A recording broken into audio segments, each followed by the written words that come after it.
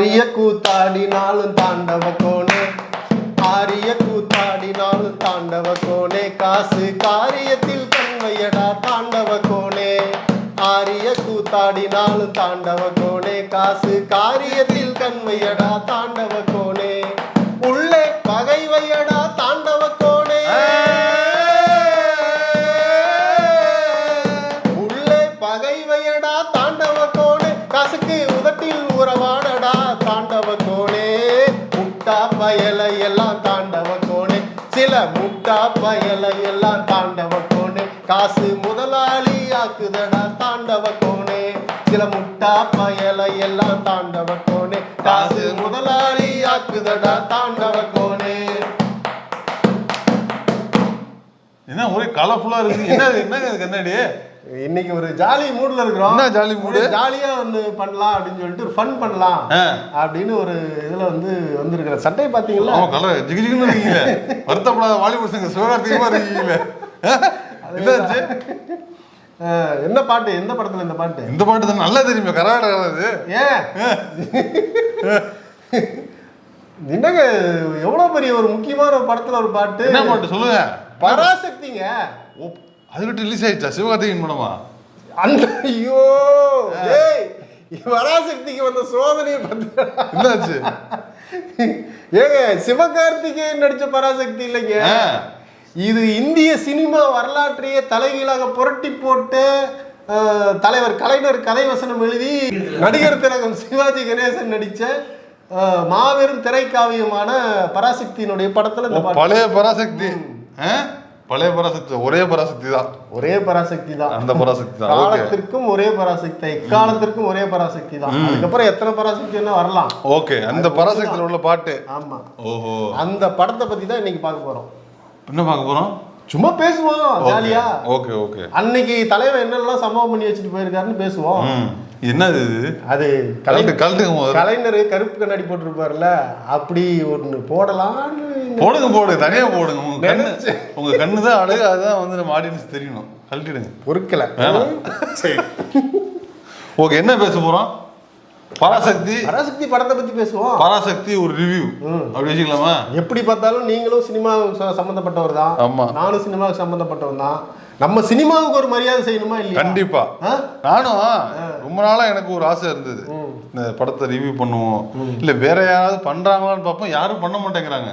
யாரும் இந்த படத்தை தொடர்றதே கிடையாது. பெருசா முறையா பண்ண மாதிரி தெரியல. ஆமா, ஏன்னா இந்த படத்தை ரிவ்யூ பண்றது வந்து அவ்வளவு சுலபம் இல்ல, அவ்வளவு ஈஸி இல்ல. அதனால அதேதான். ஆமா, நமக்கும் அதேதான். இருந்தாலும் நாம வந்து ஒரு சின்ன முயற்சி பண்ணலாம். நமக்கு என்ன புரிஞ்சிருக்கோ அதை பேச, அவ்வளவுதான். ஒரு முயற்சி தான். இதுல ஏதாவது நிறை குறை இருந்தா கமெண்ட் பண்ணுங்க, மன்னிச்சிருங்க. ஓகே, மீண்டும் ஒரு முறை இதை பெஸ்டா. ஆமா, பெஸ்டா நீங்க பண்ணுங்க, சம்பந்தப்பட்டவங்க நீங்க பண்ணுங்க. நாங்களும் இன்னொரு முறை பெஸ்டா பண்ண முயற்சி பண்றோம். ஓகே. இந்த படம் வந்து பராசக்தி தமிழ் சினிமாவின் முதல் படம், இந்திய சினிமாவின் ஒரு முத்தாய்ப்பான படம் இது. ஏன்னா தமிழ் சினிமா இந்திய சினிமாவினுடைய திசை வழியவே மாத்தி விட்டோம். ஆமா ஆமா ஆமா. தமிழ் சினிமாவுக்கு மட்டும் இல்ல, இந்திய சினிமாவுக்கே திசை வழி. எப்படி? எந்த வகையிலனா, அந்த காலத்துல ஹரிச்சந்திரா, மன்னர்கள் படம், புராண படங்கள், ஹரிச்சந்திரா அந்த மாதிரி புராண படம், ராஜா ஹரிதாஸா, ஆமா, அந்த மாதிரி வந்து படங்களா வந்துட்டு இருந்த காலகட்டங்கள்ல சமூகத்தை பற்றி பேசக்கூடிய ஒரு கதை அம்சம் கொண்ட. அதுக்கு மட்டும் சமூகத்தை பேசலையா? அதுக்கு முன்னாடி என்ன பேசிட்டு இருந்தாங்க? எல்லாம் ராஜாக்கள் கதை, புராணம், நல்ல தங்கால், ராஜா ஹரிச்சந்திரா, ராமாயணம், மகாபாரதம், இந்த மாதிரியான காதல், இந்த மாதிரியான மும்தாஜி, ஷாஜகான், இந்த மாதிரி எதையோ வந்து எடுத்துட்டு இருப்பாங்க. ஒழிய அடித்தட்டு மக்களுடைய வாழ்க்கை, யதார்த்த மக்களுடைய அடித்தட்டு மக்களுடைய யதார்த்தமான ஒரு வாழ்வியல் என்ன அதுக்கு முன்னாடி எந்த படமும். அதாவது இது வந்து எப்படி ஒரு 16 வயதுல வந்து செட் அவுட்டோருக்கு வந்து ஒரு படம் வந்துச்சோ, அதே மாதிரி 16 வயதுல தான் பராசக்தி. 16 வயது நிலை, 22 வயது நிலை, எல்லா வயது நிலைக்கும் வந்து முன்னோடி. ஓகே, தாத்தா வழிகாட்டின தாத்தா வந்து பராசக்தி. அதுல என்னென்னலாம் அவங்க வந்து புதுமையா பண்ணாங்க அப்படின்னா, அதுக்கு முன்னாடி வரைக்கும் ஒரு படத்துல ஒரு மன்னர் பார்க்க ஒரு கவிஞர் வருவார். வந்த உடனே அவரு ஒரு கேள்வி வர்றாருன்னு சொல்றதுக்கு ஒரு பாட்டு, திரும்புறாருன்னு சொல்றதுக்கு ஒரு பாட்டு, உட்காருங்கன்னு சொல்றதுக்கு ஒரு பாட்டு, எந்திரிங்கன்னு சொல்றதுக்கு ஒரு பாட்டு, விசிறிய விடுன்னு சொல்றதுக்கு ஒரு பாட்டு, நவுந்து போன்னு சொல்றதுக்கு ஒரு பாட்டு, 56 பாட்டு இருக்கும். ஆமா, அதுல எங்கேயாவது அப்பப்போ சின்ன ஒரு டைலாக் இருக்கும். அதாவது பாடல்களுக்கு நடுவுல டைலாக் இருக்கும். ஆமா, அதை உடைத்து ஒரு வசனத்துக்காக பாடல்களை கம்மி பண்ணி வசனத்துக்கு நடுவுல பாடல் அப்படிங்கிற செஞ்சதே முதல் புரட்சி. இதுல இன்னைக்கு வந்து ஒரு படத்துல 4 பாட்டு 5 பாட்டுன்னு இல்ல நம்ம எப்படி இப்ப 5 பாட்டு இருந்தது நமக்கு போர் அடிச்சுது. இந்த இன்னைக்கு காலகட்டத்துல 2 பாட்டு 3 பாட்டு சிங்கிள்னு வந்துருச்சு. இப்போ ஒரு காலகட்டத்துல பாடலே இல்லாம போகுது. அந்த மாதிரி 5 பாட்டுக்கு முன்னாடி 50 பாட்டு இருந்தது. 5-6 பாட்டு தான் இருக்கும். ஒன்னும் பெரிய அதிகமா பாட்டு இருக்காது. இது வந்து தலைகீழ் புரட்சி ஏற்படுத்தின, உண்மையிலேயே அந்த காலத்துல இது தலைகீழ் புரட்சி ஏற்படுத்தின ஒரு படம். ஆமா ஆமா, அது ஒண்ணு. அடுத்து நீங்க அதுக்கு முன்னாடி வரைக்கும் வசனம் என்பதே கூட எப்படி இருக்குன்னா, ஒரு தூய தமிழ் வசனமாவும், எப்படி ஒரு மக்கள் மொழிக்கும் அந்த திரைப்படத்துல வரக்கூடிய மொழிக்கும் சம்பந்தமே இருக்காது. அது மக்கள் மொழி வேறையா இருக்கும், அவங்க பேசுற மொழி வேறையா இருக்கும். அது ஒரு மக்கள் பேசுற மொழியா இருக்கும். ஆமா, அப்படி இருந்தத சுவாமி, ஆமா, கண்ணா பேசுறதே கம்மிதான். அரசு அதுல இந்த மாதிரி பேச, அரசு இந்த மாதிரி பேசி மக்களை வந்து புரியாத ஒரு அந்நியத்திலே வச்சிருக்காங்க. அவனுக்கு இவனுக்கு சம்பந்தமே இல்லாத மாதிரியான ஒரு இது வச்சிருந்தாங்கல்ல, இதையும் உடைச்சது இந்த படம் தான். எப்படி வழக்கு தமிழ்ல வந்தது. மக்கள் மொழியில ரோட்ல போற மக்கள் என்ன மாதிரி மொழி பேசுவானோ அந்த மொழியில வந்து பாட்டு அப்படிதானே இருக்குது. ஆரிய கூத்தாடினாலும் தான் அந்த மாதிரி கிடையாது. இது இல்ல டியூன்ல அப்படி கிடையாது. கா கா கா இப்படி ஒரு ஃபேமஸான ஒரு பாட்டு. அந்த இதுல ஜிமிக்ஸ்லாம் பண்ணி அந்த பாட்டு வந்து அவ்வளவு. இதுல என்ன தெரியுமா பெரிய ஒரு இது என்ன தெரியுமா, கலைஞர் ஒரு பாட்டு எழுதியிருக்காரு அதுல. ஆமா ஆமா, வந்து பாவேந்தருடைய பாடல் ஒண்ணு இருக்கும். கலைஞர் வந்து ஒரு பாடல் எழுதியிருப்பாரு, அப்புறம் இன்னொரு 2 பேர் எழுதியிருப்பாங்க. இப்படி இது வந்து பாத்தீங்கன்னா ஒரு பல புரட்சிகளை பண்ணது. சினிமாவிலையும் சினிமாத்தனத்திலையும் பல புரட்சிகளை பண்ணது. அது மட்டும் இல்ல, ஃபீமேல் கேரக்டர் அந்த காலத்துலலாம் வேற மாதிரி வரும். அந்த காலத்துல எப்படின்னா டூயட்டுக்கு வருவாங்க, நாதே பாட்டு பாடுறது. இன்னும் ஒருபடி மேல சொன்னா அந்த காலத்துல பாட தெரிஞ்சவங்க மட்டும் தான் நடிகர்களா இருந்தாங்க. முதல் முறையானு தெரியல, இந்த படத்துல அது கிடையாது. யாரும் வந்து நடிகர்கள் பெருசா பாடல, பின்னணி பாடல்கள் தான் வச்சிருந்தாங்க. இந்த படத்துல ஹீரோயின் கேரக்டர் இருக்குல்ல, அரசே கொழுந்து, பாகவதர் வந்து மேடை நாடகத்துல எல்லாம் நடிச்சு அது பாடல்கள் எல்லாம் நல்லா பாடக்கூடிய ஒருத்தர், அந்த குரல் வளம் உள்ளவங்க, அதுல பயிற்சி உள்ளவங்க தான் நடிகராக வர முடியும். பாகவதர் வந்து ஒரு கிட்டப்பா, இவர் வந்து டிவி சின்னப்பா, அந்த மாதிரி நிறைய பேர் வந்து பாத்தீங்கன்னா பாடல்கள் NS கிருஷ்ணன் எல்லாமே வந்து பாடல் நல்லா பாடுவாங்க. இவங்க இந்த மாதிரி இருந்த தமிழ் சினிமா, இந்த மாதிரி இருந்த சினிமாவில் பின்னணி பாடல் வந்து அதெல்லாம் எதுவுமே இல்லாம எல்லாத்தையுமே தலைகீழா புரட்டி போட்டது. 1 2 இல்ல. ஒரு படத்துல நம்ம ஒரு சின்னதா ஒரு ஷார்ட்டை வித்தியாசமா நம்ம பண்ணிட்டோம்னாவே அதை பெருசா பேசுவாங்க இண்டஸ்ட்ரியில, சினிமா இண்டஸ்ட்ரியில பேசுவாங்க. ஆனா இது 1 2 இல்ல, மொத்தத்தையுமே தலைகீழாக. ஆனா அது இப்போ தெரியாது. அந்த காலத்துல புரட்சி, அந்த காலத்துல பெருசு. இந்த காலத்துக்கு தெரிய வாய்ப்பு இல்ல. இந்த காலத்துலயும் வியப்பா இருக்கு அந்த படம். நான் பார்த்த சமீபத்துல அந்த படத்தை பார்த்தேன். நீங்க பாத்தீங்கன்னா திரைக்கதை வந்து எவ்வளவு நுட்பமா திரைக்கதை அமைச்சிருப்பாங்க. என்ன திரைக்கதை? கலைஞர் வந்து அதுல நிறைய புதுமைகளையும் நிறைய புரட்சிகளையும் பண்ணியிருப்பாரு. ஆனா கலைஞரே ஒரு புரட்சி தான். நான் சொல்றது அரசியல்ல சொல்லல, திரைத்துறையில சொல்றேன். அவர் எந்த துறைக்கு போனாலும் அதில் வந்து ஒரு புரட்சியை வந்து செஞ்சிருவாருங்கிறது எல்லாருக்குமே தெரியும். அதில் திரைத்துறையில் அவர் செஞ்ச ஒரு மாபெரும் புரட்சி என்ன அப்படின்னா, அவருக்கு அப்புறமும் சரி அவருக்கு முன்னாடியும் சரி அப்படி ஒன்று கிடையாது. என்னன்னா, நீங்கள் வழக்கமாக வந்து ஸ்க்ரீனில் ஒரு பேர் போடுறாங்கன்னா ஒரு பார்வையாளர்கள், ஆடியன்ஸ் வந்து ரசிகர்கள் வந்து கைத்தட்டி உற்சாகப்படுத்துகிறாங்க, கொண்டாடுறாங்க அப்படின்னா அதை நம்ம யாருக்கு பார்த்துருப்போம்? ஒரு முன்னாடி நடிகர்களுக்கு ஒரு பேரை போட்டாங்கன்னா அதை வந்து கொண்டாடுவாங்க, இது பண்ணுவாங்க. ஆனால் ஒரு வசனகர்த்தா பேரை போட்டால் அந்த திரையரங்கமே அதிர்ற அளவுக்கு வந்து பறக்குறதெல்லாம் வந்து, அதாவது எப்படி ஒரு காலத்தில் இளையராஜாக்கோ பிசினஸ் ஆகுதுன்னு சொல்றாங்களோ, ஒரு காலத்தில் கலைஞருக்காகவே படம் பிசினஸ் ஆச்சு. கலைஞரை சிவாஜி அறிமுகப்படுத்தினதும் வந்து எம்ஜிஆர் வந்து சிவாஜி அறிமுகப்படுத்தினதும் கலைஞர் தான். வந்து கலைஞருக்கு எம்ஜிஆருக்கு வந்து முதல் படமான சதிலீலாவதியில் எழுதுனதும் கலைஞர் தான். 2 பேரும் உச்சங்கள் தமிழ் சினிமாவிலையும் சரி தமிழ் அரசியல்லையும் சரி. ஆக்சுவலா 2 பேரும் வந்து வேணாம்னு சொன்னப்ப 2 பேருமே எம்ஜிஆர் கலைஞரை கேட்டிருக்காங்க. கலைஞர் சொல்லியிருக்காரு, சிவாஜி இல்லைன்னா இந்த படம் எழுத மாட்டேன்னு சொல்லியிருக்காரு. அந்த மாதிரி தான் 2 படமும் எழுதியிருக்கிறாப்புல. 2 இமயங்களை உருவாக்கி இருக்காரு அவரு. ஆனால் அது பல பேருக்கு தெரியாது. எம்ஜிஆர் வந்து பார்த்தீங்கன்னா அவரு முக சாயல் வந்து ஒரு பெண் வேடம் தான் அதிகமாக ஒரு நாடகத்தில் நடிக்கும்போது பெண் வேடம் தான் போடுவாராம். அதனால அவரு அந்த பெண் தன்மையோட அந்த முகம் இருக்குங்கிறதுனால அவரெல்லாம் ஹீரோவை போட்டு எடுக்க முடியாதுன்னு சொல்லி சொன்னதாக வரலாறு நான் படித்தேன். அப்போ கலைஞர் என்ன சொல்றாருன்னா, நீங்க போடுங்க அது செட் ஆகும்போது இந்த இடத்துல அவருக்கு ஒரு குழி மாதிரி இருக்கும். இந்த குழி இது என்னங்க முகம் இப்படி இருக்கு, இதெல்லாம் செட் ஆகாதுன்னு சொல்லும்போது அதெல்லாம் அப்படின்னு சொல்லும் போது ஒரு மைய தொட்டு இந்த இடத்துல அப்படி வச்சு விட்டு போக சரியா வரும்னு சொல்லிட்டு எடுத்தாங்க. அந்த படம் தான் வந்து சூப்பரா போச்சு அப்படின்னு சொல்லுவாங்க. அதான் இப்படிப்பட்ட ஒரு 2 இமயங்களை வந்து உருவாக்குனது இவருடைய வசனங்கள். அது இல்லாம இதை நாங்க சொல்ல, அவங்க 2 பேருமே ஒத்துக்குவாங்க. ஆமா, அவங்க 2 பேரும் சொல்லியிருக்காங்க. நீங்க மேடையிலே சிவாஜி ஐயா சிவாஜி வந்து அதை பேசியிருக்காரு. எம்ஜிஆரும் வந்து பல இடங்கள்ல அதை வந்து குறிப்பிட்டிருக்காரு. இது மட்டும் இல்ல, எத்தனை வயசு இருக்குன்னு நினைக்கிறீங்க அவருக்கு? ஒரு 40 வயசு, குறைஞ்சபட்சம் ஒரு 40 வயசு இருக்குங்க. 25-26 வயசு தான் அவருக்கு. ஓஹோ. 25-26 வயசுல நாம என்ன பண்ணிட்டு இருந்தோம்னு யோசிச்சு பாருங்க, அல்லது இன்னைக்கு இருக்கிற இளைஞர்லாம் என்ன பண்ணிட்டு இருக்கான்னு யோசிச்சு பாருங்க. ஆனா அந்த மனுஷன் மொத்த திரைத்துறையுமே வந்து தலைகளா புரட்டி போடுற வேலையை செஞ்சுட்டு இருந்திருக்கான். அந்த மனுஷன் தான் 40-45 வயசுல முதலமைச்சரா வர்றாரு. நீங்க சொன்ன 40-45 வயசுல ஒரு முதலமைச்சர் ஆயிட்டாரு. அப்போனா அவருடைய ஆற்றல், அவருடைய தமிழ், அவருடைய மொழி, அவருடைய திறமை இதெல்லாம் வந்து எப்படிப்பட்டதுன்னு நீங்க பாருங்க. கலைஞருக்கு அப்புறம் இன்னைக்கு வரைக்கும் அப்படி ஒரு வசனகர்த்தா வரல. மேடையில் அவர் திரையில் அவர் பேரை போட்டால் கைத்தட்டுற ஒரு வசனகர்த்தா இது வரைக்கும் இருக்காங்களா எங்கேயாச்சும்?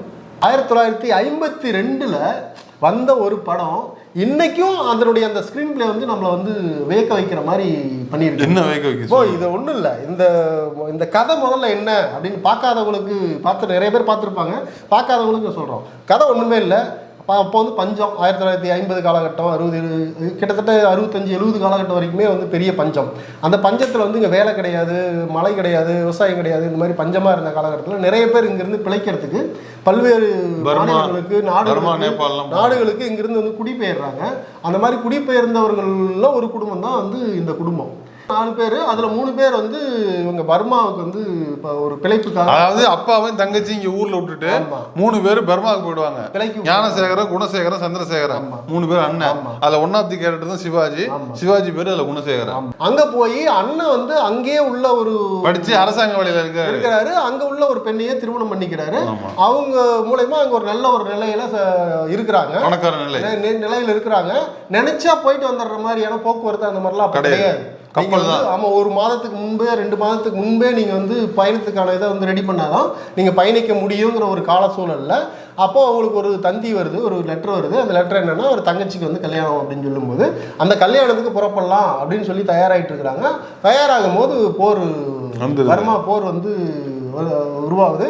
அந்த போர்ல வந்து அந்த குடும்பம் சின்ன பின்னமாகி மறுபடியும் ஒன்று சேர்ந்துச்சா இல்லையா, இதுதான் கதை. இங்க தங்கச்சி என்ன ஆனாங்க, கல்யாணம் நடந்துச்சு. அதாவது இங்க ஒரு குடும்பத்துல இங்க ஒருத்தவங்க இருக்கிறாங்க, இங்க ஒருத்தவங்க இருக்கிறாங்க. அங்க இருந்து இங்க வந்து சந்திக்கணும், சந்திச்சாங்களா இல்லையா அப்படிங்கறத கதை. ஆமா, பர்மாங்கிறது இன்னைக்கு மியான்மர்னு சொல்லக்கூடிய அந்த நாடு. அப்போ இந்த இப்படி ஒரு சாதாரண ஒரு குடும்ப கதை இது. இந்த குடும்ப கதைக்குள்ள அவர் என்னென்னலாம் வந்து மேஜிக் பண்றாரு, அது டைலாக்லயும் வசனத்திலேயே ஆகட்டும், அதாவது அந்த காலத்து சமகால அரசியல்ல அந்த சாதாரண குடும்ப பின்னணியில் உள்ள கதையை பூத்திருக்கு. ஆமா, எடுத்துக்கிட்டு அவர் வந்து அந்த கதைக்குள்ள வந்து என்னென்னலாம் அந்த சமூகத்தில் இருக்கிற சிக்கல்களை வந்து பேசியிருக்காரு. ஒரு எழுத்தாளரா சினிமாவும் பேசணும், அரசியலும் பேசணும், இதுல அப்படிங்கிறத கரெக்டா சரியான விகிதத்துல கொடுத்ததுனாலதான் அந்த படம் ஜெயிச்சது. பணக்கார தன்மையோட ஒரு இருக்கிற இளைஞன் இந்த வந்து தமிழ்நாட்டுக்கு வரான். தமிழ்நாட்டுக்கு வரும்போது ஒரு இன்னசென்ட், ஒரு பணக்கார இன்னசென்ட் இளைஞன் எப்படி வந்து கொடூரம்னா ஒரு சமூக விரோதியா மாறி ஒரு கோர்ட்டு முன்னாடி நிற்கிறான் அப்படிங்கிறத இதுதான் அதில் உள்ள ஸ்க்ரீன் பிளே. ஒரு சாதாரண மனிதனை, ஒரு ஒன்றும் தெரியாத இன்னசென்ட்டை இந்த சமூகம் எப்படி அவனை ஒரு சமூக விரோதியா மாற்றுது அப்படிங்கிறது தான் அதில் உள்ள இன்னொரு லேயருக்கான கதை. அதை வந்து அந்த கதை வந்து ரொம்ப யதார்த்தமான மனிதர்களை வச்சு, ரொம்ப பெரிய இதெல்லாம் இல்லாம சாதாரண மனிதர்கள். அதுக்கு முன்னாடி சொன்ன மாதிரி அந்த மாதிரி கதை மாந்தர்கள்லாம் அங்கே கிடையாது. ஒரு தொழிலாளி, ஒரு வந்து முறுக்கு விற்கிறவங்க, ஒரு இளந்த பழம் விற்கிற அம்மா, ஒரு பூசாரி, ஒரு பண்ணையாரு, அந்த மாதிரி எல்லா இட்லி கடை அம்மா, ஒரு சமுதாயத்தில் இருக்கிற எல்லா மக்களையும், எல்லா வகையான மக்களையும் காட்டி ஒரு இன்னசென்ட் எப்படி சமூக விரோதியா மாறுறான் அப்படிங்கிறது தான் கதை. இன்னொன்னு, ஒரு சமூக விரோதி உருவாகிறதுக்கு யார் காரணமா இருக்காங்கன்னா இந்த சமூகம் தான் காரணமா இருக்கு அப்படின்னு அவரோட பார்வையில அந்த கதையை எழுதியிருந்தாருங்கிறத நான் ஒரு பார்வையா பாக்குறேன். அதே மாதிரி அந்த கல்யாணிங்கிற கேரக்டர், தங்கச்சி கேரக்டர், அதுவுமே என்னன்னா ஒரு அபலை பெண்ணு உலக ஊர் முகம் சுத்தி வருது. ஓகேவா? தமிழ்நாடு வந்து அறமுள்ள நாடுன்னு சொல்றோம். ஆனா எங்கேயுமே அந்த பொண்ணுக்கு வந்து ஒரு ஒரு உதவி கிடைக்கல. அந்த பொண்ணுக்கு வந்து ஒரு சோறு கிடைக்காம அந்த பொண்ணு அலையும். குழந்தைக்கு பால் கிடைக்காது. பிரச்சனை. அறம் பேசுறது தமிழ்நாட்டுல அந்த ஒரு பொண்ணை சூசைடுக்கு தள்ளுறது இருக்குல்ல. இல்ல அந்த காலத்துல அறமால்லாம் இல்ல. அறமால்லாம் இப்பதான் நம்ம தான் கஷ்டப்பட்டு உருவாக்கி இருக்கிறோம். ஓகே, சொல்லுங்க. அதாவது ஒரு பொண்ணு ஒரு மனிதன் சூசைடுக்கு ஏன் போறான், ஒரு மனுஷன் ஏன் தற்கொலை தேர்ந்தெடுக்கணும் அப்படின்னு பாத்தீங்கன்னா அதுல காரணம் சொல்லியிருப்பாரு. ஒரு மனிதன் கூட ஒருத்தனுக்கு உதவலைன்னா எங்க தான் போவான்? அவனுக்கு சூசைடு தான் முடிவா இருக்க முடியும். அதை கொடுப்பது, அந்த சூசைடை கொடுக்கறது இந்த சமூகம் தான். ஒரு மனிதனை சூசைட் ஆக்குறதும் வந்து சமூக விரோதியை மாத்துறதுக்கு முழு முதல் காரணம் இந்த சொசைட்டி தான் அவர் சொல்ல வந்திருப்பதாக நான் நினைக்கிறேன். ஆமா, சொல்லியிருப்பாரு. ஆமா, நீங்க என்ன நினைக்கிறீங்க? அதாவது என்னன்னா அவரு நீங்க சொன்னதும் சொல்லிட்டு இன்னொன்னு சொல்றாரு, உனக்கும் பொறுப்பு இருக்குன்னு சொல்லுவாரு.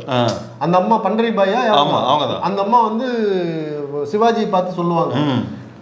முக்கியமான இடம் அது. ஆமா, பண்டரி பாய் கிட்ட வந்து சிவாஜி பெட்டி தூக்குறாங்க சொல்லிட்டு, அதாவது ஹீரோயின் இன்ட்ரோடக்ஷன் அது. ஆமா, அவர் ரயில்வே ஸ்டேஷன்ல இருந்து இறங்கி வருவாங்க. இவர் வந்து பெட்டி எடுக்கணுமான்னு சொல்லிட்டு அந்த அம்மா கையில இருந்த உணவுப் பொருள்லாம் ஏதோ வச்சிருப்பாங்க, பழங்கள் அது ஏதோ வச்சிருப்பாங்க. அதை எடுத்துக்கிட்டு பெட்டியை தூக்கிட்டு ஓடிடுவார்.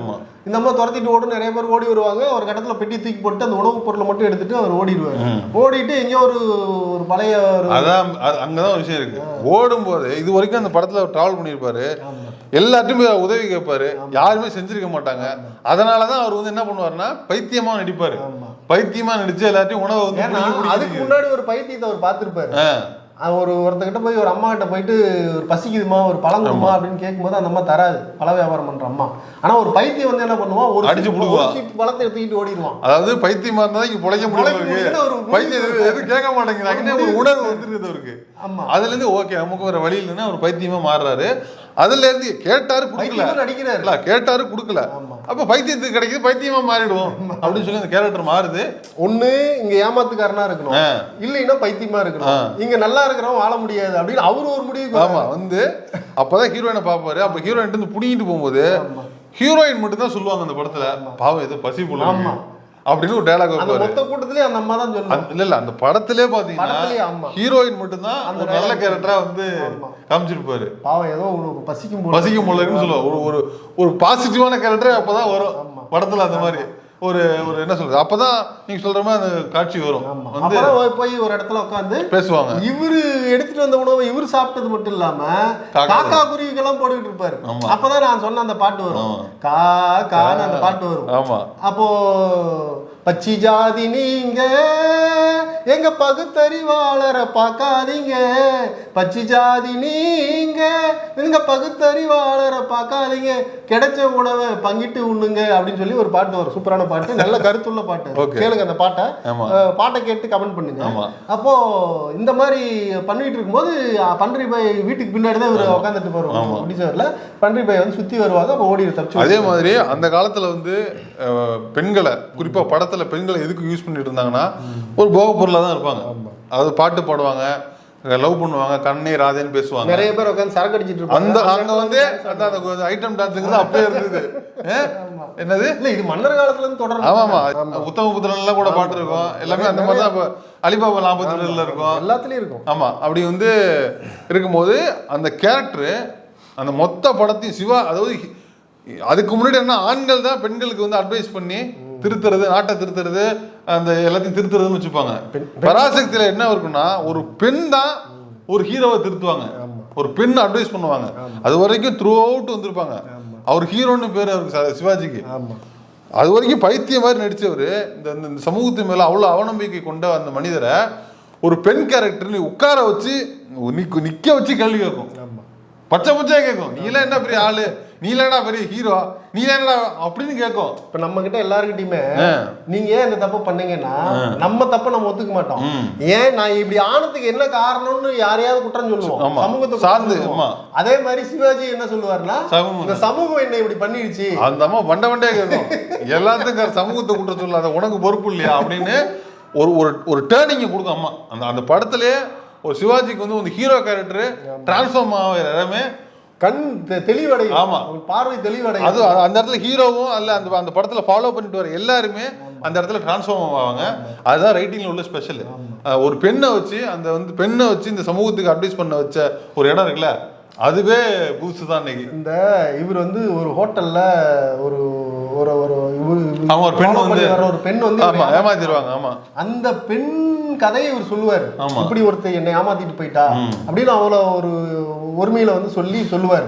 இப்ப இந்த அம்மா சொல்லும், பண்டரி பாய் சொல்லும், அந்த பெண்ணை நான் பாராட்டுறேன்னு சொல்லும்.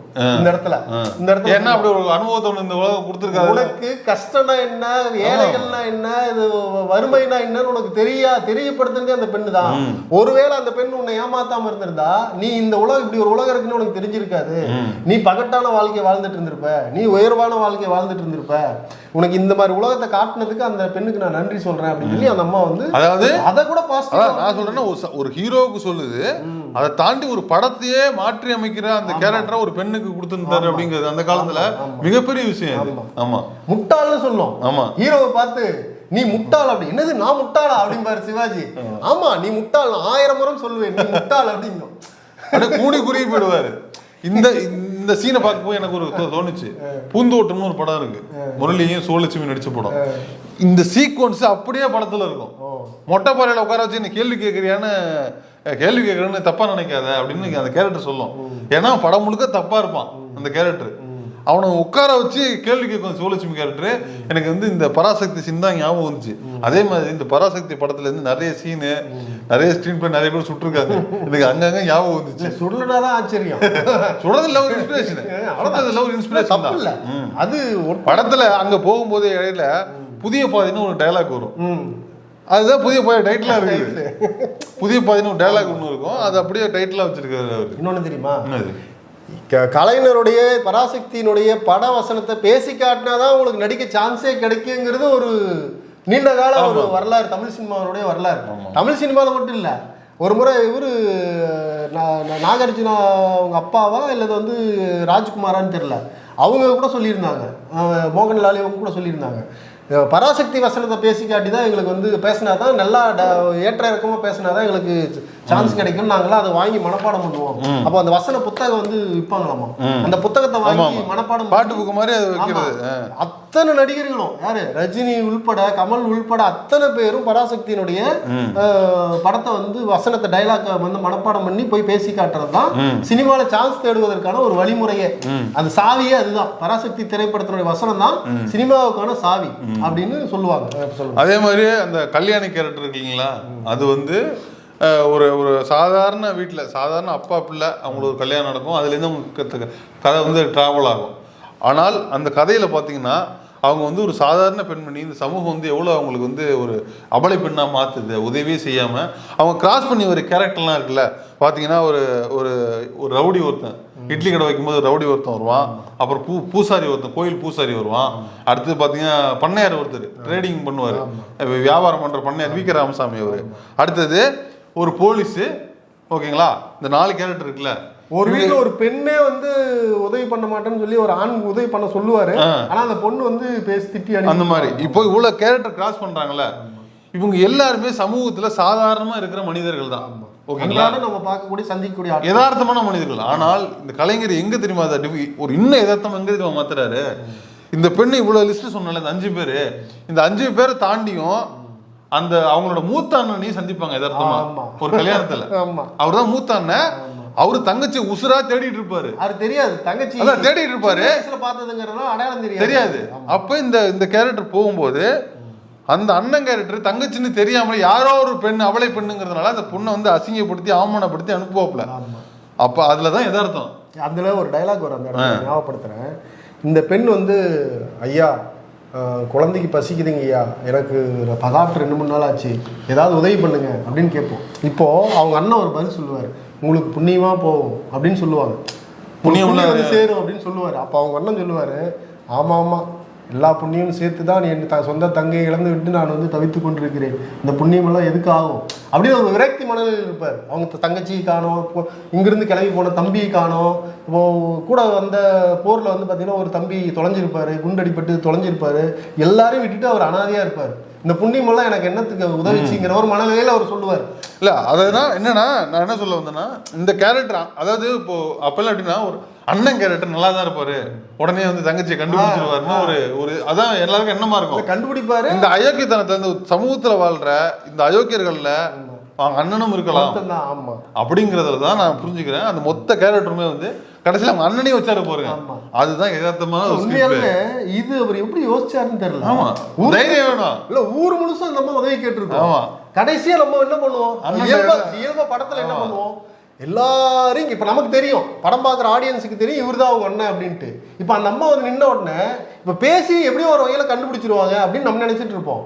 அதுதான் ரைட்டிங். அந்த இடத்துல என்ன பண்றாங்களா, கிடையாது ஒன்னனும் ஒருத்தன் தான் இந்த அயோக்கியத்தனத்துல உங்க அண்ணனும் இருக்கலாம், வாய்ப்பு இருக்கிறது அப்படின்னு இந்த பொண்ணுக்கும் பின்னாளில் இந்த அபலை பெண்கள்ல உன் தங்கச்சி இருக்கலாம்டா, நீ வந்து பெரிய வந்து உதவி, பெரிய நான் பணக்காரன், பெரிய ரொம்ப நான் நீதிபதி அப்படிங்கிறனால இப்படி நல்லவன் கிடையாது, உன்னகிட்டே அழுக்கு இருக்குது, நீ வந்து எல்லா தங்கச்சியும் அந்த மாதிரி நினைச்சாதான் உன் தங்கச்சி எங்கேயாவது நல்லா இருப்பா அப்படிங்கிற அந்த விஷயத்தையும் அவருக்குள்ளேயும் சொல்லியிருப்பாங்க. இந்த ட்விஸ்ட போய் கடைசியா அவரு நீதிபதியா இருக்கிற பெஞ்சிலேயே இந்த அம்மாவுடைய வழக்கு வந்து வரும். ஆமா ஆமா, அங்க போய் முடிச்சிருப்பாரு. ஆமா ஆமா, அவரு மயக்கம் போட்டு விழுந்துருவாரு. அண்ணா வந்து நீதி தேவனின் மயக்கம்னு சொல்லிட்டு ஒரு இது இருக்கும், அந்த நீதி தேவன் மயக்கத்தினுடைய அந்த இதை எடுத்து அங்க யூஸ் பண்ணியிருப்பாரு. தங்கச்சி வழக்கு தங்கச்சின்னு தெரிய வரும்போது அவர் அப்படியே மயக்கம் போட்டு விழுந்துருவாரு. அதுக்கப்புறம் வேற நீதிபதி வருவாங்க, அதுக்கப்புறம் சிவாஜி கூப்பிட்டு வருவாங்க. இதெல்லாம் இருக்கு, நீங்க சொல்லுங்க. அதான் சிவாஜி கடந்து வருது, சிவாஜியோட டிராவல் இருக்குது, ஊருக்கு வருவாரு, காசை பிடிங்க, ஒரு பெண் தான் காசை பிடுங்குவாங்க, அது ஒரு பெண்ணால வாழ்க்கை போகும், ஆரம்பத்துல வாழ்க்கை கிடைக்கும், அது ஒரு பெண்ணால வாழ்க்கை போகும், திரும்ப வந்து பின்னாடி வந்து ஒரு பெண்ணாலே வாழ்க்கை கிடைக்கும். அவர் என்ன பண்ணுவாருன்னா காசெல்லாம் போயிடும், எல்லாம் போயிடும், அம்போன்னு கையில காசு எல்லாம் நிற்பா. அவரு இப்போ தங்கச்சியை பார்க்க போனோம், ஒரு கடையில் போய் எனக்கு இந்த பேண்ட்டை வச்சுட்டு காசு கொடுங்க, நான் ஊருக்கு போனோம், ஏதாவது ஹெல்ப் பண்ணுங்கன்னு கேட்பாப்புல, யாருமே ஹெல்ப் பண்ண மாட்டாங்க. அங்கே தான் ஒரு ரவுடியாக மாறுவார், இல்லை வந்து ஒரு பைத்தியமாக மாறுவாப்புல. மாறி நான் ஹெல்ப் கேட்டேன், எனக்கு கொடுக்கல, எனக்கு வேறு வழி தெரியல, எனக்கு எதுவுமே சோர்ஸ் இல்லை, இப்போ நான் வழிபறி கொள்ளையானா மாறுறேன் அப்படின்னு அந்த கேரக்டர் மாறும்போது தான் அதுலேருந்து அவரோட ட்ராவல் ஆகி கடைசியாக வந்து அவங்க சேருவாங்க அப்படின்னு அந்த கேரக்டரை முடிச்சிருப்பாரு. இவருக்கு வந்து ஒரு விரக்தி மனநிலை வந்துடும், சமூகத்து மேலே யாருமே உதவி பண்ணல அப்படின்னு. ஸோ ஒட்டுமொத்த படத்துலையும் தன்னோட ரைட்டிங் மூலியமா சமூக அவலங்களையும், இந்த சமூகத்தில் வந்து எப்படி இந்த எளிய மனிதர்கள் இல்லை வந்து பாதிக்கப்படுறாங்க, ஒரு ஒரு நல்ல மனிதன் எப்படி கெடுதலாக மாறுறான் அப்படிங்கிறதையும் அதில் அரசியலோட சேர்த்து சொல்லியிருந்தாரு நான் பார்க்குறேன். அதாவது என்னன்னா, இதில் நீங்கள் சொல்லும்போது சொன்ன அந்த ஒரு வார்த்தை இருக்குல்ல, பார்த்துட்டு இருக்கிற ஆடியன்ஸு, படம் பார்த்துற ஆடியன்ஸுக்கு ஒரு புதுவித அனுபவத்தை கொடுத்த ஒரு படம். இதுக்கு முன்னாடி வரைக்கும் ஒரு புராண கதை ஓடிட்டு இருக்கும் திரையில, இவனுக்கும் அந்த கதைக்கு அந்த சம்மந்தம் இருக்கு. அவன் பாட்டுக்கு ஒரு கதை இருக்கும், அவன் கேள்விப்பட்டிருப்பான், அந்த கதையை பார்த்துட்டு இருப்பான். அல்லது ராஜாக்கள் கதையை வந்து படமா இருக்கும், இவனுக்கும் அந்த ராஜாக்களை பார்த்துருக்கவே மாட்டான், இவன் பாட்டுக்கு ஒரு கதையை பார்ப்பான். இந்த படத்துல தான் முறுக்கு விற்கிறவன் உட்காந்து பார்த்துருந்தா முறுக்கு விற்கிற கேரக்டர் அங்கே வரும். அங்க ஒரு மைனரா சுத்திட்டு இருக்கிற ஒரு கேரக்டரா போய் படம் பார்த்தான்னா அங்க மைனர் ஒரு கேரக்டர் பூசாரி வருவா, பூசாரி வரணும்னா பூசாரி அங்க வரும். வாழைப்பழம் காய்கறி ஒரு பெட்டி கடைக்காரரு, ஒரு சாதாரண வீட்டுக்கு கிளம்ப தாத்தா இழுத்துட்டு போறோம்னா தள்ளுவண்டி இழுக்கிற ஒரு போலீஸ்காரரு, பிச்சைக்காரனை சேர்த்ததுதான் விஷயம். எஸ் ராஜேந்திரன் பிச்சைக்காரர்கள்லாம் வருவாரு. ஒரு படத்துல ஒன் ஆஃப் தி ஹீரோ பிச்சைக்காரனா வச்சு பிச்சைக்காரர்களுக்கு ஒரு சமூக நீதி பேச்சு, பிச்சைக்காரர்களுக்கு மறுவாழ்வு தங்க வச்சு அவங்களுக்கு மறுவாழ்வு வேணும் அப்படின்னு பேசியிருந்தது இந்த படம் தான். பிச்சைக்காரர்களையும் ஒரு கேரக்டரா வச்சது இருக்குல்ல. அதாவது இதுல வந்து அந்த அவர் எந்த அளவுக்கு எளிய மனிதர்கள் யோசிச்சிருக்காரு, யாரையுமே வந்து சமூகத்திலிருந்து விட்டு விடாம எல்லா எளிய மனிதர்களையும் படத்துக்குள்ள கொண்டு வந்து அவங்களோட நீதியையும் அதுல பேசியிருந்தாருங்கிறது ரொம்ப முக்கியமான விஷயம். அதாவது ஒரு சின்ன பையன், இந்த பருவங்கிறது இப்ப கலைஞர் வந்து அன்னைக்கு அந்த கதைவசனம் எழுதுற காலம் 24 வயசு, 25-26 வயசு இருக்குன்னு வச்சுக்கோங்க. அந்த வயதுங்கிறது ஒரு வளமையான ஒரு 24 வயசு தான் ரொம்ப கம்மி இருக்கட்டும். இப்போ அப்படி இருக்கிற அந்த வயசு பெண் பின்னாடியோ காதல் பின்னாடியோ மோகத்தின் பின்னாடியோ போதையின் பின்னாடியோ இப்படி போகக்கூடிய அந்த இளமை ததும்பிய அந்த வயசுல உட்காந்து ஒட்டுமொத்த சமூகத்துக்கான பிரச்சனையும் உட்காந்து ஒருத்தர் யோசிச்சிருக்காரு. யோசிச்சதை எல்லாத்தையும் கொண்டு வந்து ஒரு படத்துல வந்து எழுதி அந்த வெறும் பிரச்சனை மட்டும் எழுதல, பிரச்சனைக்கான சொல்யூஷனும் அதில் வந்து சொல்லுவார். ஒரு இடத்துல வந்து பன்றிபாய் அந்த சிவாஜி உணவுப் பொருளை தூக்கிட்டு ஓடிட்ட பிறகு ஒரு இடத்துல மாட்டிக்குவார். மாட்டின உடனே அவர் சட்டையை பிடிச்சி நிறுத்தி வச்சு, நான் ஒன்றும் திருடலைங்க அப்படின்னா, நீ ஒன்றும் திருடலையே, உனக்கு வேண்டியதை நீ எடுத்துக்கொண்டாய் அப்படின்னு வரும். அதாவது திருடுறத கூட அவன் ஏன் திருடுனா அப்படின்னா அவனுக்கு இல்ல அப்படின்னு அவங்க யாரா இருப்பாங்கன்னா அவங்க வந்து ஒரு இடதுசாரி கொள்கை கொண்ட ஒரு பெண்ணா இருப்பாங்க. அந்த குடும்பம் அப்படிப்பட்ட குடும்பமா இருக்கும். அண்ணன் படிச்சவரா இருப்பாரு, தங்கைக்கும் அந்த பகுத்தறிவு கொள்கை, வந்து முற்போக்குத்தனமான ஒரு பெண்ணா இருப்பாங்க. அதுலயே டைலாக் வருது. ஆமா, நீங்க மட்டும் வித்தியாசமா இருக்கீங்களே, அந்த சிவா இவர் கேட்பாரு, கதாநாயகன் கேட்பாரு, சிவாஜி கேட்பாரு, நீங்க மட்டும் வித்தியாசமா இருக்கீங்களே, உங்களுடைய இது மட்டும் வித்தியாசமா இருக்கு எப்படி அப்படின்னா, நான் தான் சொன்னேனே எல்லாம் அண்ணா தான் காரணம் அப்படின்னு ஒரு டைலாக் வச்சிருப்பாரு. அண்ணாவா அப்படின்னா, ஆமாம் நான் சொன்னேனே எனக்கு ஒரு அண்ணா அண்ணன் இருக்கிறார் என்று. அவர் வந்து பகுத்தறிவு, அதாவது சிலேடை அடிக்குது. அப்ப அண்ணா வந்து அறிஞர் பேரறிஞர் அண்ணாவை தான் அதை மென்ஷன் பண்றாரு. அது வந்து படத்துலயும் அதை வந்து இன்டெரக்டா அவர் மென்ஷன் பண்ணிருக்காரு. ஆமா, அதாவது அவங்க அண்ணன் வந்து தங்கையை விட்டுட்டு, அம்மா நீங்க வீட்டுக்கு போங்க, நான் வந்து கழக கட்டடம் வரைக்கும் போயிட்டு வரேன்னு சொல்லுவார். டைலாக் இருக்கும், நீங்க பாத்தீங்கன்னா கழக கட்டடம் வரைக்கும் போயிட்டு வந்துடுறேன்னு சொல்லுவார். அது இன்னொரு இடத்துல டைலாக் வரும், அண்ணா வந்து பகுத்தறிவு பிரச்சாரம் செய்ய போறவரு அப்படின்னு சொல்லுவாங்க. அப்போ கழக கட்டடம் பகுத்தறிவு பிரச்சாரம் செய்ய போறவரு அவங்க தங்கச்சி. இது உனக்கு எப்படி இவ்வளோ மற்ற பெண்களை விட நீ வேறையா இருக்கேன்னு கேட்கும்போது அதுக்கு சொல்ற பதில் இது. அடுத்து அந்த பெண் வந்து ஒரு இடத்துல டைலாக் சொல்லும், இது இந்த வழக்கம், எப்படி இரவு நேரத்துல 12 மணிக்கு மேல அந்த படகு சவாரி, சன்னியில படகு சவாரி செய்யறது என்னுடைய வழக்கம்னு கோர்ட்ல அந்த அம்மா சொல்லும். 6 மணிக்கு மேலேயே வந்து பெண்களை வீட்டு விட்டு வெளியே அனுப்பக்கூடாத இருக்கக்கூடிய 1950 காலகட்டத்தினுடைய வந்த படத்துல நான் இரவு 12 மணிக்கு மேல வந்து நிலவு ஒளியில படகுல சவாரி செய்யறது என்னுடைய வழக்கம்னு ஒரு பெண் வந்து ஒரு கேரக்டர் அவர் உருவாக்கி இருப்பாரு.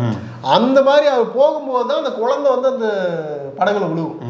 அந்த குழந்தைய பேப்பர்ல வந்து இந்த மாதிரி கல்யாணிங்கிற பெண் குழந்தைய கொன்று விட்டு நீதிமன்றத்தில் இருக்கிறாள்னு பேப்பர்ல செய்தி வரும்போது அதை பார்த்துட்டு அந்த குழந்தையை கொண்டு போய் தான் கோர்ட்ல வந்து ஒப்படைக்கிற மாதிரி இருக்கும். அப்போ ஒரு பெண் கேரக்டரை தைரியமுள்ள பெண்ணாகவும் அறிவுள்ள பெண்ணாகவும் ஒரு முற்போக்கான பெண்ணாகவும் பல்வேறு விதமான இதில் ஆக்சுவலி எல்லா வகையான பெண்களும் இருப்பாங்க.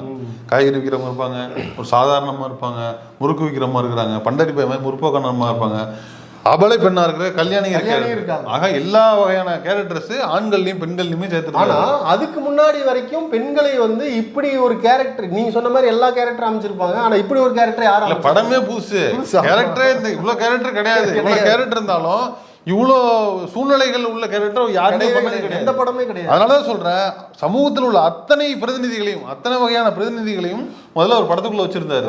அதுதான் முதல்ல சமூக நீதி அங்கேருந்து ஸ்டார்ட் ஆகுது. இதுல வந்து தமிழ் சினிமா அல்லது இந்திய சினிமா வந்து 1900 அதிகபட்சமா ஒரு 30 காலகட்டத்துல தான் வந்து இங்க ஒரு ப்ராப்பரான ஒரு சினிமா வந்து எடுக்கிற அந்த முறையே வந்து வந்ததுன்னு என் ஞாபகத்தில் இருக்கிறத நான் சொல்றேன். 30 காலகட்டத்தில், அதாவது 16, 17, 19 அந்த காலகட்டத்திலேயே வந்து மும்பையில் இங்கெல்லாம் வந்து ஒரு இது மாதிரி போட்டு எல்லாம் ஓட்டினாங்க. ஆனால் ப்ராப்பரான சினிமா இங்கேயே தயாரிக்கிற அந்த முறையை வந்து ஒரு 30 காலகட்டத்தில் தான் வந்ததாக எனக்கு ஞாபகம் இருக்குது. நான் படித்ததில் 30 வந்த சினிமாவுக்கு 52 இப்படி ஒரு புரட்சி ஏற்படுத்துறாரு. எப்படி 30 வந்த சினிமாவுக்கு 52 இவர் ஒரு புரட்சி ஏற்படுத்துறாரு, தலைகீழ் புரட்சி ஏற்படுத்துறாரு. இந்த மாதிரியான இந்த திரைப்படத்தினுடைய அந்த ஒரு யுத்திகள் தான் இன்னைக்கு வரைக்குமான பல படங்களுக்கான பல்வேறு விதமான, இப்ப நம்மளாம் அதை ஃபாலோ பண்ணி தான் பல படங்கள் வந்து எடுத்துட்டு இருக்காங்க. உலகத்துக்கே நம்ம வந்து ஒரு ஒரு ஒரு ஒரு ஒரு முன்மாதிரியான அப்படின்னு சொன்னா அதுல எண்ணக்கூடிய முக்கியமான ஒரு படங்கள்ல இந்த படமும் வந்து ஒரு படமாக வந்து இருக்கும். இல்ல அது வந்து சமூகம் மட்டும் இல்லாம அரசியல் தளத்தையும் சமூக தளத்திலையும் சினிமா தளத்திலையும் வேறு ஒரு பாதையை வந்து அந்த படம் போட்டு கொடுத்துச்சு. அதான் சொல்றேன், இவ்வளவு கேரக்டர்ஸா இருக்கட்டும், ஒரு டிராவலா இருக்கட்டும், கதை மாந்தர்கள், வசனங்கள் வந்து சொன்ன மாதிரி முதல் முறையாக யதார்த்தமாக, அதுக்கு முன்னாடி நான் தான் அன்பே மன்னா அரசேன்னு தான் இருக்கும், ஒரு சாதாரண பேசுற டயலாக் இருக்காது. அதை வந்து முதல் முறையா வந்து மனிதர்கள் யதார்த்தமா பேசுற டயலாக் வச்சிருந்தாரு, எளிய மக்கள் புலங்குற வார்த்தைகள் வச்சிருந்தாரு. இது எல்லாமே அந்த படத்துல புதுசா இருந்தது. அது மட்டும் இல்லாம இந்த ஸ்கிரீன் பிளே புதுசு, இந்த மாதிரியான ஒரு கண்டினியூஸ் நிறைய கதைகள் கொண்ட கிளை கதைகள் கொண்ட ஒரு படமா அது இருந்தது. அதுக்கு முன்னாடி கிளை கதைகள்லாம் கிடையாது, ஒரே கதையா இருக்கும். இதை வந்து ஒரு புது ஆடியன்ஸா புதுசா பார்க்கும்போது ஒரு ஆடியன்ஸ் அதை ஃபாலோ பண்ண முடியாது. அதுக்காக கலைஞர் என்ன பண்ணியிருந்தாருன்னா, எவ்ரி 40 மினிட்ஸ் ஆர் 45 மினிட்ஸுக்கு 2 கேரக்டர் வந்து படத்துக்குள்ளேயே 2 கேரக்டர் என்ன பண்ணோம்னா அது வரைக்கும் நடந்த அந்த கதைகளை சுருக்கி 2 பேரும் பேசிக்குவாங்க. இது வரைக்கும் இதாப்பா நடந்தது, இது வரைக்கும் இதாப்பா நடந்துன்னு ஆடியன்ஸ்க்கு ஒரு குழப்பம் வந்துடக்கூடாதுங்கிறதுக்காக அந்த கதையை ஞாபகப்படுத்தி சுருக்கி பிரீஃபா அந்த 2 கேரக்டர் பேசிக்கும். ஏன்னா அது வரைக்கும் அப்படி ஒரு ஃபார்மேட் கிடையாது.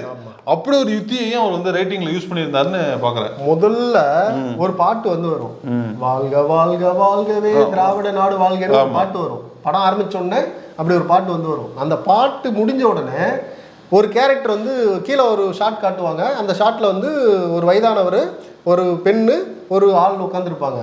இவங்க 3 பேருக்கு ஒரு ஷாட் வச்சுருப்பாங்க. அந்த ஷாட்டில் இவங்க 3 பேர் இருப்பாங்க. இவங்க யாருன்னா, இப்போ இந்த கேரக்டர் வந்து ஒரு கேரக்டர் மேடை ஏறி வந்து சொந்த தாய்நாட்டை விட்டு பஞ்சம் பசி பட்டியின் காரணமாக எவ்வளோ பேர் வந்து நம்ம தாய்நாட்டை விட்டு பிழைக்கிறதுக்கு போயிருக்கிறாங்க. அப்படிப்பட்ட பிழைக்க போனவர்களுடைய அந்த இதுக்கெல்லாம் வந்து ஒரு தீர்வு கிடைக்கணும் அப்படிங்கிற மாதிரி ஒரு டைலாக் பேசுவார். பேசுறது யாருன்னா, கல்யாணியை திருமணம் பண்ணிக்க போகிற மாப்பிள்ளை. கீழே உட்காந்துருக்கிறது அவங்க அப்பா. இங்கே ஒரு ஷாட்டை அதை காட்டி இந்த பாட்டுக்கு வந்து அவர் முடித்த உடனே ஒரு விளக்கம் கொடுப்பார். இந்த இடத்துல அந்த கதையை சொல்லிடுவார். இந்த பஞ்சமலைக்கு போகிறாங்க, நாடு என்ன சூழல் இருக்குது, இந்த காலகட்டம் என்னங்கிறத அவர் வந்து மேடையில் சொல்லுவார். சொல்லி முடித்தோடனே அடுத்தது வந்து பார்த்திங்கன்னா அங்கே காட்டுவாங்க பர்மாவில் வந்து காட்டும்போது அவங்க என்ன சொல்லுவாங்கன்னா, கல்யாணிக்கு கல்யாணமா தந்தி வந்திருக்கு அப்படின்னு சொல்லும்போது, அப்போது டிக்கெட்டு போட்டு எல்லோரும் போகலான்னு பார்க்கும்போது அங்கே என்னென்னா ஒரு டிக்கெட்டு தான் கன்ஃபார்ம் ஆகும். அந்த ஒரு டிக்கெட்டில் தான் கதாநாயகன் சிவாஜி வந்து கிளம்பி வருவார். கிளம்பி வந்து எல்லாத்தையும் தொலைச்சிட்டு இதாகிடுவார். இப்போ இந்த இடத்துல கதையை சொல்லிடுவாங்க ஃபஸ்ட்டு மேடையிலேயே. அதுக்கடுத்து அந்த கல்யாணி அவங்க அப்பாவும் இறந்துருவார், அவங்க கணவனும் இறந்துருவார். அந்த இடத்துல 2 பேர் வந்து அவங்க வீட்டுக்கு முன்னாடி நின்று அந்த இடத்துல ஒரு முறை கதை சொல்லுவாங்க. இதுக்கு அடுத்து கல்யாணி போய் பிச்சை கேட்க போவாங்க அந்த அண்ணங்கிட்ட. அண்ணன் அங்கே ஒரு முறை கதை சொல்லுவார். அதான் சொல்லிட்டு நாங்கள் இப்படியெல்லாம் இருந்தோம், எங்களுக்கு இப்படி ஆயிடுச்சு அப்படின்னு சொல்லுவாங்க. இப்படி அவர் அந்த அந்த அந்த ஆடியன்ஸுக்கு வந்து நீங்கள் எந்த கதையில் பயணிச்சுக்கிட்டு இருக்கிறீங்கிறத அவர் ஒவ்வொரு முறையும் வந்து அதை வந்து ஞாபகப்படுத்தி ஆமாம் இல்லைன்னு அவர் வந்து எங்கேஜாகவே கொண்டு போகிற அந்த ஒரு யுத்தியை வந்து அவர் வந்து அதை கையாண்டிருப்பார். இப்போ இதில் கலைஞர் வந்து தான் எங்கெங்கிருந்தெல்லாம் எதெல்லாம் வந்து கற்றாரோ அதை எல்லாத்தையும் கொண்டு வந்து இங்கே கையாண்டிருப்பார். கண்ணகி, சிலப்பதிகாரம் அப்படின்னு இருக்குல்ல, நீங்கள் கடைசி பராசக்தியினுடைய படத்தினுடைய அந்த போர்ஷன்ல அது வந்து அப்படியே நீங்கள் கொண்டு போய் சிலப்பதிகாரத்தினுடைய பாண்டிய மன்னன் கண்ணகியினுடைய அந்த இது இருக்குல்ல, அதை அப்படியே பார்த்தீங்கன்னா ரெண்டுமே பொருந்தி போகும். எப்படின்னா, பாண்டிய மன்னன்கிட்ட போய் நீதி கேட்பாங்க கண்ணகி, தன் கணவனுடைய மரணத்துக்கு நீதி கேட்பாங்க. இங்க தன்னுடைய தங்கையுடைய வழக்குக்கு வந்து நீதி கேட்பாரு. அந்த காலத்துல ரொம்ப ரொம்ப ஒரு முக்கியமான பரபரப்பான ஒரு காட்சினா பராசக்தி கிளைமேக்ஸ் தான். இன்னைக்கு வரைக்கும் 15 நிமிஷம் போவோம். இன்னைக்கு வரைக்கும் அதை அடிச்சுக்க முடியாது. அதுதான் ஃபேமஸ். தீ பறக்க எல்லாம் நடந்திருக்கும். அது வரைக்கும் பராசக்தின்னு உள்ள கூட்டு வந்து ஓகி நடுத்துல நச்சு நடிப்பாரு கிளைமேக்ஸ். நான் இந்த படம் பார்க்கறதுக்காக யூடியூப்ல போயிட்டு அந்த படத்தை தேடும் போது கீழே கமெண்ட்ஸ் எல்லாம் என்ன பண்ணியிருக்காங்கன்னு போய் பார்த்தேன். ஒரே ஒருத்தர் கூடங்க அட என்னங்க இதெல்லாம் ஒரு படம், ஏன்னா ஜென்ரேஷன் மாறிடுச்சுல்ல.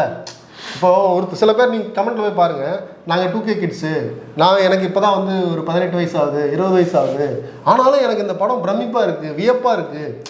அவன் ஹாலிவுட் படம் இதுலேருந்து அவதார்லேருந்து டைட்டானிக்லேருந்து ஜுராசிக் பார்க்லேருந்து பல படங்களை வந்து பார்த்தவன் பராசக்தி படத்தை பார்த்துட்டு வியப்பாக இருக்குங்கிறான். நீங்கள் கமெண்ட்டில் போய் படிங்களேன், அத்தனை போட்டிருக்கான். இதெல்லாம் என்ன காரணம்னா, என்னைக்கும் மக்களுடைய பிரச்சனையை வந்து ஒத்து போற மாதிரியான ஒரு விஷயத்தை வந்து ஒரு வடிவமைச்ச அந்த இது. அதெல்லாம் சொன்ன பாண்டிய மன்னன் 2000 வருடங்களுக்கு முன்பு சிலப்பதிகாரத்துல வந்து போய் பாண்டிய மன்னன்கிட்ட நீதி கேட்ட கண்ணகி போர்ஷனை தூக்கிட்டு வந்த அப்படியே என் தங்கையினுடைய பிரச்சனைக்காக வந்து நீதி கேட்கிற ஒரு அண்ணனாக வந்து ஒரு கேரக்டரை வந்து மாற்றி வடிவமைச்சு வச்சிருக்கேன். அதில் நீங்கள் பார்த்தீங்கன்னா, அன்றைய காலகட்டத்தில் அரசியல் தெளிவில்லாத காலகட்டத்தில் அரசாங்கம்னா ஒரு அச்சம், ஒரு மக்களுக்கு வந்து அந்நியமான ஒரு சூழல். அன்னைக்கு யாருமே எழுத்து கேள்வி கேட்க முடியாது, அரசனை கேட்க முடியாது, ஒரு கவர்மெண்ட்டை கேட்க முடியாது, எளிய மக்களுக்கு அதிகாரமே இல்லை, கிடையாது. அப்ப என்ன அரசியல் இருந்தது, வந்து அதிகாரத்தில் இருந்தது, பவர்ல இருந்தது, எல்லாமே பணக்காரங்க. ஆமா, எளிய மக்களுக்கான வேலையே கிடையாது. இப்போ இன்னைக்கு கலைஞர் பலவிதமாக விமர்சிக்கிற பல அரசியல் கட்சிகள் பல்வேறு இருக்கிறாங்கல்ல, இவங்க எல்லாரையும் இந்த மாதிரி பேசுவதற்கான அந்த ஒரு உந்துதலையும் அந்த ஒரு சூழலையும் உருவாக்கி கொடுத்தது வந்து கலைஞர் இந்த படத்துல தான் அதை வந்து பண்ணியிருப்பார். அரசாங்கம் உங்களுக்கானது, நீங்க அரசாங்கத்துக்கிட்டையும் அதிகாரத்துக்கிட்டையும் நீங்க குரல் உயர்த்தி உங்களுடைய நியாயத்துக்கும் உங்க கோரிக்கையை வந்து பேசலாம், அது உங்களுக்கு ரைட்ஸ், அது உங்க உரிமை அப்படின்னு சொல்லிட்டு இந்த படத்துல வந்து நீங்க அந்த கடைசி போர்ஷனை பார்த்தீங்கன்னா அப்படிதான் இருக்கும். நீங்கள் குழந்தையை கொன்றது குற்றம் அப்படின்னு நீதிபதி சொல்லுவார். இன்னைக்கு கூட நீதிமன்றத்தில் போய் நீதிபதி எதிர்த்து நீங்கள் பேச முடியாது. ஆனால் 1950 காலகட்டத்தில் 70 வருஷத்துக்கு முன்னாடியே நீதிபதி எதிர்த்து ஆம் குற்றம், நான் பெற்றேன் நான் கொன்றேன் அப்படின்னு அந்த அம்மா சொல்லும். ஆக்கப்பட்டவை அனைத்தும் அரசாங்கத்துக்கு சொந்தம் அப்படிம்பார் நீதிபதி. அரசாங்கம் ஒருவேளை குழந்தையினுடைய பசிக்கு பாலுக்கு நாங்கள் வீதி வீதியாக சுற்றிய போது, ஒருவேளை உணவு கிடைக்காமல் நாங்கள் சுற்றிய போது எங்கே சென்றது இந்த அரசாங்கம்?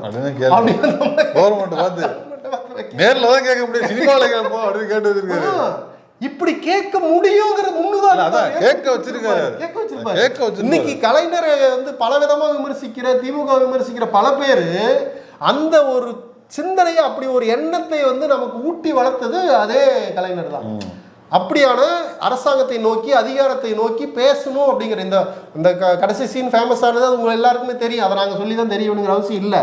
ஆனால் அதுக்குள்ள இப்படி நுட்பமான ஒரு மக்களுக்கான ஒரு சிந்தனை தூண்டுற ஒரு விஷயத்தை வந்து ஒரு கொடுத்துருக்காருங்கிறது தான் இந்த படத்தில். இதில் இந்த படத்தில் இன்னொரு சிறப்பு என்ன தெரியுமா, இந்த படம் இலங்கையில் 1 வருஷம் ஓடிச்சோமா. பல நாடுகளில் ஓடி இருக்கு. நான் படிக்கும்போது வந்து பார்த்தீங்கன்னா இலங்கையில் 1 வருஷம் ஓடிச்சு அந்த படம். இப்படி இங்கேயே வந்து வருஷம் அதே மாதிரி கிளைமேக்ஸ்ல அவர் பேசுற டயலாக் இருக்குல்ல, நீதிமன்றத்தை நீதியரசரை நோக்கி கேள்வி கேட்கறாருல, அதுவே ரொம்ப புதுசுதான். பாதிக்கப்பட்டேன், எதற்காக பாதிக்கப்பட்டேன், நானே நேரடியாக பாதிக்கப்பட்டேன், யாருக்கும் இல்லாத நான் கேட்பேன். விசித்திரமான வழக்கு. நான் என் தங்கச்சி கேட்பேன். எல்லாத்தையும் நிக்க வச்சு கேள்வி கேட்பாரு. அவர் சந்திச்சு வந்த அந்த பொண்ணு சந்திச்சு எல்லாரையும், என்னடா சமூகம் இது, என்னடா வச்சிருக்கீங்க நீங்க? இதுல நீங்க சொல்லும் போது எனக்கு இன்னொரு ஞாபகம் வருது. இந்த மொத்த கதையும் அதாவது இட் இஸ் கால்டு மொத்த சிஸ்டத்தையும் கேள்வி வைப்பாரு. அன்னைக்கு இருந்த அந்த கவர்மெண்ட்டையும் சரி, அந்த நிர்வாகத்தையும் சரி, மொத்த சிஸ்டமும் படத்துக்குள்ள இருக்கும். மொத்த சிஸ்டத்தையும் கேள்வி வைப்பாரு. என்னடா அரசாங்கம் இது, என்ன பூமி, என்ன நாடு இது அப்படின்னு கேள்வி கேட்ட துணிச்சல். அந்த கேள்விதான் வெளியில இருந்தது. அதை கேட்க தூண்டியது அன்னைக்கு கலைஞரோட எழுத்து. கேள்வி வந்து பெரிய அதானி, அம்பானி, பெரிய டாடா, பிர்லா, கோயங்காவுக்காக அந்த வாதம் நடக்கல. ரோட்ல இட்லி கடை வித்துக்கிட்டு ரோட்ல பைத்தியமா சுத்திட்டு ஒரு அபலைகளுக்காக வந்து அந்த அரசாங்கத்தை எடுத்து கேள்வி கேட்கிற அடித்தட்டு மக்களுக்கான அதிகாரத்தை நோக்கி கேள்வி கேளுங்க, கேள்வி கேட்கலாம், உங்களுக்கு உரிமை இருக்கு, நீங்க கேட்கணும்னு தூண்டி விட்ட படம் தான், ஒரு கழக குரல் தான் பராசக்தி. அது திரைத்துறையில ஒரு தலைகீழ் மாற்றத்தை உருவாக்குச்சு, அரசியல் துறையில ஒரு தலைகீழ் மாற்றத்தை உருவாக்குச்சு, சமுதாய துறையில ஒரு தலைகீழ் மாற்றத்தை உருவாக்குச்சு. இப்படி பல்வேறு விதமான ஒரு ஆற்றல் வாய்ந்த ஒரு படைப்பு தான் வந்து பராசக்தி. அந்த பராசக்தி நம்ம தமிழ் மொழியில தமிழ் சினிமாவில் வந்திருக்குதுங்கிறது நமக்கு காலங்காலத்துக்குமான பெருமை. அதை நம்ம வந்து கொண்டாடுவோம். இன்னொரு வாய்ப்பு கிடைக்கும் போது இதுல இன்னொரு கோணத்துல இந்த படத்தை பத்தி பேசுறதுக்கான வாய்ப்பு இருந்தா மறுபடியும் ஒரு முறை பேசுவோம். நீங்க ஏதாவது சொல்றதுன்னா சொல்லி முடிச்சிருங்க. பராசக்தி ஒரு கழக குரல்.